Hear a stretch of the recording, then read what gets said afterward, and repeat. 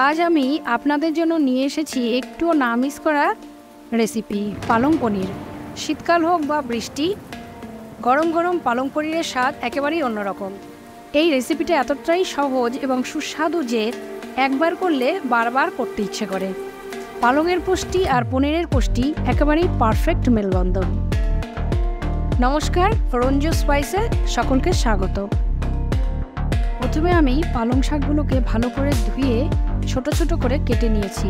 কেটে নেওয়ার পর আমি আবার ভালো করে ধুয়ে নিচ্ছি। ভালো করে জল দিয়ে ধুয়ে নিচ্ছি, কারণ পালং শাকের মধ্যে অনেক কুচি কুচি বালি থাকে, তো তার জন্য ভালো করে ধুয়ে নিচ্ছি। ধুয়ে নেওয়ার পর আমি এখানে অন্য পাত্রে আমি জল গরম বসিয়ে দিলাম।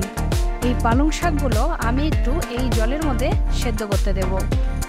একটু নুন দিয়ে দিলাম, দিয়ে আমি ধোয়া পালং শাকগুলো এর মধ্যে দিয়ে দিলাম। এর মধ্যে নুন দেওয়ার কারণ হচ্ছে আমার শাকগুলো তাড়াতাড়ি সেদ্ধ হয়ে যাবে। যেরকম আমরা আলু ডিম যখন সিদ্ধ করি তখন একটু নুন দিয়ে দিই যাতে তাড়াতাড়ি সেদ্ধ হয়। অন্যদিকে আমি এখানে পনিরগুলোকে কেটে নিচ্ছি। আমি কিন্তু পনিরগুলোকে এখানে দুই রকম ভাবে কেটেছি। আপনারা এরকম ভাবে দুই রকম ভাবে কেটে নিতে পারেন। আর অন্যদিকে আমি এখানে একটি বাটির মধ্যে জল নিয়ে তার মধ্যে বরফগুলো দিয়ে দিয়েছি। আর পালংগুলো এদিকে আমার সেদ্ধ হয়ে গেছে, আমার বেশিক্ষণ টাইমও লাগলো না। এই বরফ জলের মধ্যে আমি পালংগুলোকে দিয়ে দিলাম। দেখুন কালারটা খুব সুন্দর এসছে। অন্যদিকে কড়াইয়ে আমি এখানে সর্ষের তেল গরম করতে দিচ্ছি। আমি এই রান্নাটা সর্ষের তেলে করেছি। এর মধ্যে আমি পনিরগুলোকে একটু ভেজে নেব। এপাশ ওপাশ একটু অল্প করে ভেজে নেব। অনেক সময় পনিরের কাঁচা গন্ধটা ভালো লাগে না, একটু এরকম অল্প করে ভেজে নিলে দেখবেন তার স্বাদটা একটু অন্যরকম হবে। দেখুন আমি ঠিক এইরকমভাবে ভেজে নিয়েছি। পনিরগুলো ভাজা হয়ে গেল। ওই তেলের মধ্যেই আমি দিয়ে দিলাম জিরে গুঁড়ো। আর এই রান্নাটার জন্য যে পেস্ট আমার দরকার সেইটা আমি এখন করে নিচ্ছি। দেখুন, যার জন্য আমার লাগছে আদা, রসুন, কুচনো পেঁয়াজ আর টমেটো দিয়ে আমি এখানে ভালো করে মিক্সড করে নিচ্ছি।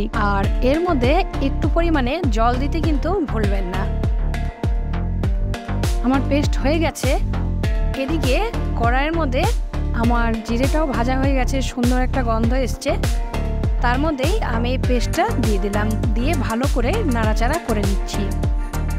সুন্দর একটা গন্ধ বের হয়ে এসছে।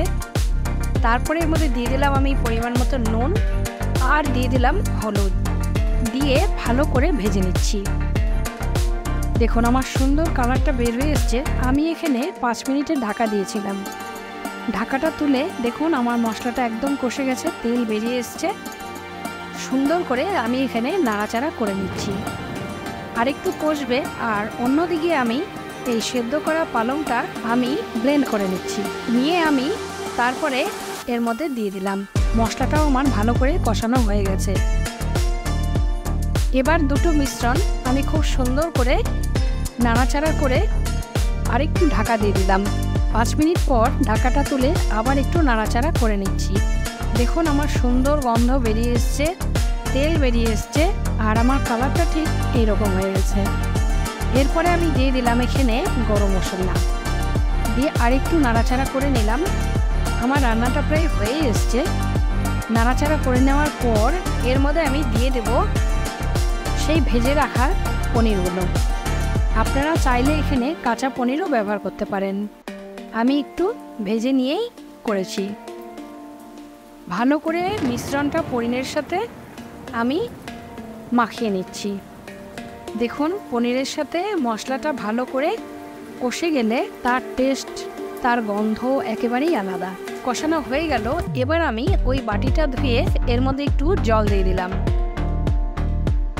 দিয়ে এবার আমি ভালো করে নাড়াচাড়া করে নিচ্ছি। আপনারা এটা ভাতের সাথে, রুটির সাথে জমিয়ে খেতে পারবেন। রাতের ডিনারের জন্য তো পারফেক্ট। এতক্ষণ আমার সাথে থাকার জন্য অসংখ্য ধন্যবাদ। লাইক করবেন, শেয়ার করবেন, কমেন্ট করবেন, আর অবশ্যই সাবস্ক্রাইব করতে ভুলবেন না। নমস্কার।